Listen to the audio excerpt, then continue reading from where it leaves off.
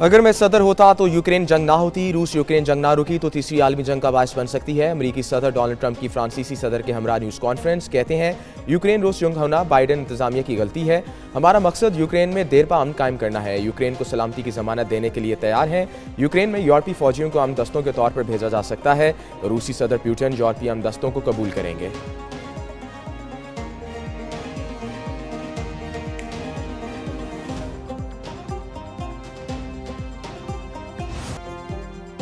Champions trophy का मेजबान पाकिस्तान पहले ही मरहले में आउट। ग्रुप ए से न्यूजीलैंड और भारत ने सेमीफाइनल के लिए क्वालिफाई कर लिया।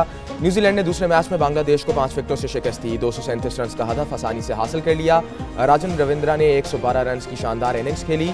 टॉम लिथम ने 55 रन का नुमाया किरदार अदा किया। मेगा इवेंट में आज ग्रुप बी का अहम मैच ऑस्ट्रेलिया और जनूबी अफ्रीका के दरमियान खेला जाएगा। रावलपिंडी स्टेडियम में मैच दोपहर 2 बजे शुरू होगा।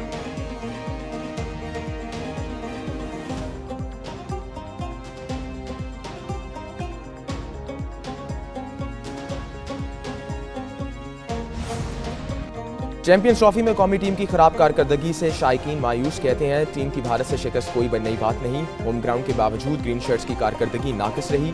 शायकीन ने क्रिकेट ने पीसीबी इंतजामिया और सिलेक्शन कमेटी को शिकस्त का जिम्मेदार करार दे दिया।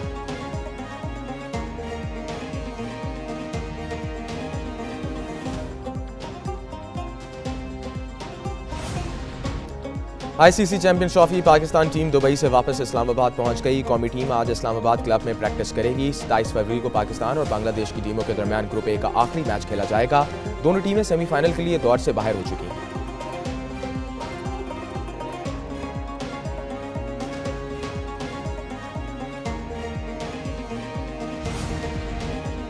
आज़रबाईजान का पाकिस्तान में $2 अरब की सरमायाकारी का ऐलान। वज़ीर आज़म शहबाज शरीफ कहते हैं अप्रैल में मुआहदों पर इस्लामाबाद में दस्तखत होंगे। वज़ीर आज़म इस्लामाबाद को बाकू जैसा खूबसूरत शहर बनाने की ख्वाहिशमंद। मजीद कहा नॉर्थ साउथ राहदारी मुस्तकबिल में गेम चेंजर साबित होगी। आज़रबाईजान को JF-17 तैयारों की फ़रोख्त पर भी बात हुई। सदर इल्हाम एलॉफ कहते हैं पाकिस्तान के दफाई पैदावार के शोबे में अहम मुकाम है।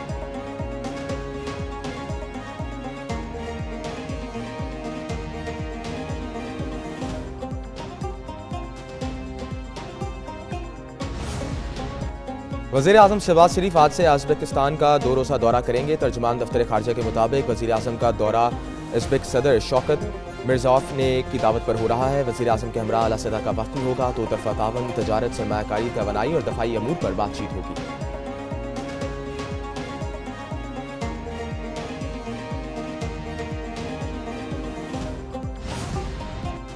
जिला खैबर के इलाके बाग में सिक्योरिटी फोर्सेस का ऑपरेशन, 10 खारजी मारे गए। ISPR के मुताबिक सिक्योरिटी फोर्सेस ने दहशतगर्दों के ठिकानों पर मौसर कार्रवाई की। इलाके में पाए जाने वाले किसी और खारजी को खत्म करने के लिए सैनिटाइजेशन ऑपरेशन जारी।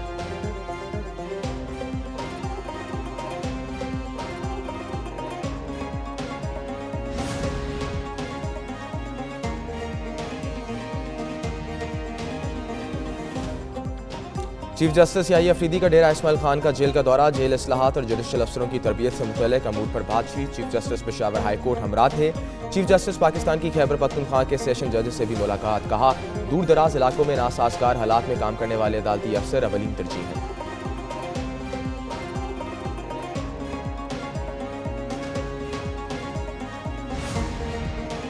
मुबैना धांधली की तहकीकात की दरखास्तें समात के लिए मुकर्रर। 5 रुकनी आईनी बेंच 28 फरवरी को समात करेगा। बानी PTI और शेर अफजल मरवत ने मुबैना धांधली की तहकीकात के लिए रुजू किया था।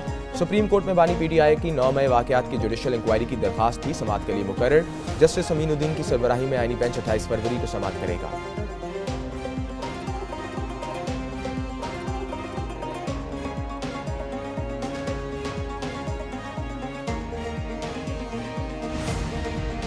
एडिशनल रजिस्ट्रार नजर अब्बास तौहीन अदालत केस हुकूमत ने सुप्रीम कोर्ट में इंट्रा कोर्ट अपील दायर कर दी। 27 जनवरी का 2 रुकनी बेंच का फैसला कलअदम करार देने की इस्तदा। मौक़िफ़ अपनाया। मरकजी मुकदमे में भी बेंच के दायरा इख्तियार पर एतराज़ उठाया था। आईनी तरमीम के बाद रेगुलर बेंच कानून चैलेंज करने पर मुबनी मुकदमा सुन सकता है। फैसले में सुप्रीम कोर्ट जजेस कमेटी को अमली तौर पर गैर फाल कर दिया गया।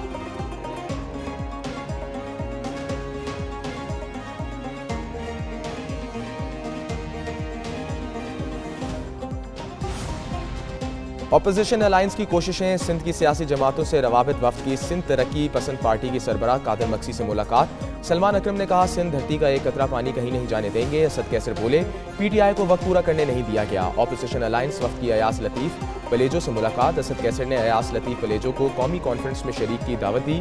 दूसरी जानिब तहरीक तहफ़्फ़ुज़ आइन और GTA ने मुश्तरका कमेटी बना दी। कमेटियों की मुलाकात 26 और 27 फरवरी को इस्लामाबाद में होगी।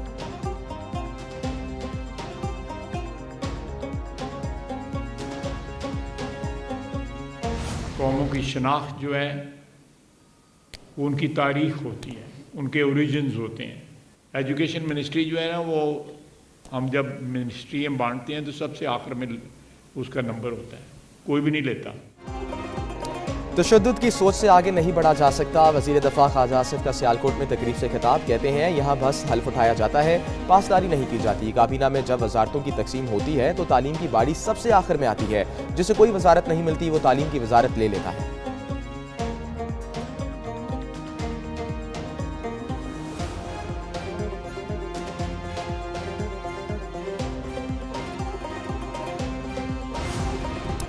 JUI सरबराह मौलाना फजल रहमान वफ्द के हमरा कतर पहुंच गए। मौलाना फजल रहमान की हमास रहनुमाओं से मुलाकात। गजा और फलस्तीन की ताज़ा सूरत हाल पर तबादला ख्याल। मौलाना की हमास रहनुमाओं को हर किस्म की तावन की यकीन दहानी। कहते हैं, फलस्तीन आज़ाद रियासत है, इजरायली कब्जे की हमायत नहीं की जा सकती।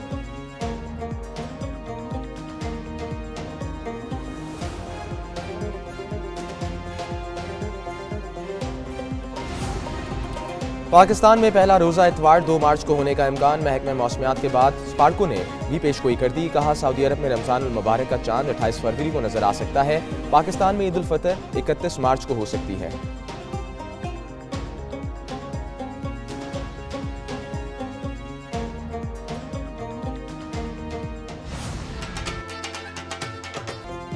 हॉर्स एंड कैटल शो की इख्तितामी तकरीब। Army chief general Syed Asim Munir मेहमान खसूसी। वज़ीर आला पंजाब मरीम नवाज ने तकरीब की मेज़बानी की।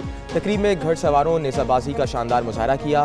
तीर अंदाजों ने सलाहियतों के जौहर दिखाए। खूबसूरत जानवरों और फ्लूट्स की नुमाइश भी की गई। लाहौर के फोर्टिस स्टेडियम में ड्रोन शो और आतिशबाजी का भी एहतमाम।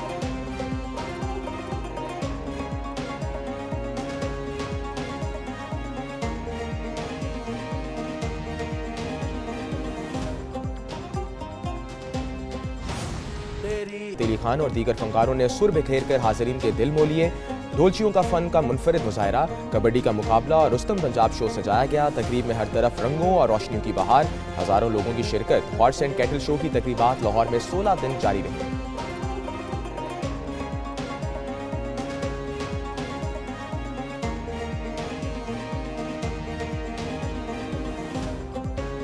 मुल्क के मुख्तलिफ इलाकों में बादल फिर बरसे। क्वेटा, बस्तून, डेरा बुगटी, मियांवाली और दीगर इलाकों में बारिश। लाहौर समेत पंजाब के मुख्तलिफ इलाकों में मुतल्ला अबर आलूद। मगरबी हवाओं के नए सिस्टम के तहत लाहौर, इस्लामाबाद, रावलपिंडी में बारिश की पेशगोई। खैबर पख्तूनख्वा, बलूचिस्तान और सिंध के मुख्तलिफ इलाकों में बादल बरसने की नवीब। पहाड़ी इलाकों में बारिश और बर्फबारी होगी।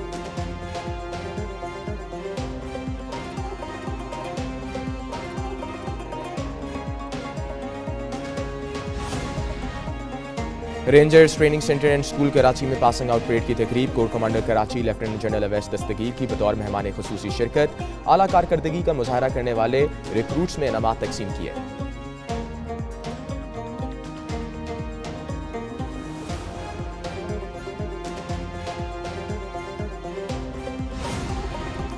पाक बहरिया की मश्क सी गार्ड 2025 की इफ्तिताई तकरीब। कराची में तकरीब में PMSA, national shipping corporation, coast guards और दीगर इदारों के नुमाइंदगान ने शिरकत की। शुरका का मश्क के मकासद और joint maritime information and coordination centre के मुतालिक ब्रीफिंग।